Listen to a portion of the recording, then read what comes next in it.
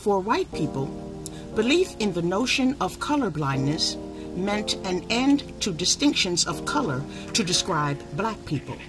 For them, this was a logical progression, a likely conclusion to the Negro problem, through what they considered successful integration into normal culture.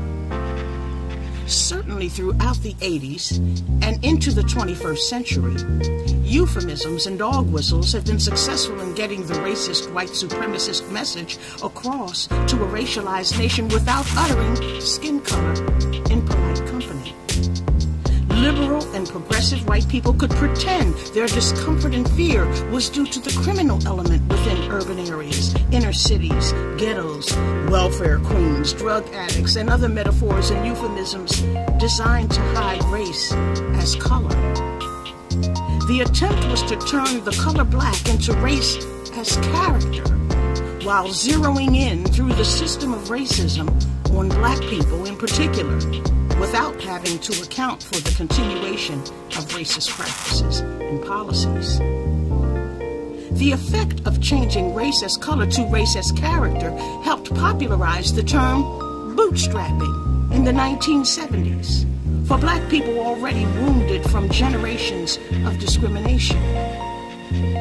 The genesis of the term traces back to as early as 1834, where it was thought to be an impossible task, ludicrous on its face.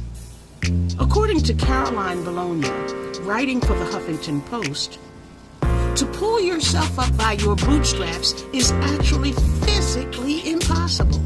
In fact, the original meaning of the phrase was more along the lines of to try to do something completely absurd. It would seem the impossibility of pulling oneself up by his own bootstraps can be considered oxymoronic, considering its supposed attainability in American discourse today, especially when applied to black people where the barriers to success were never really removed.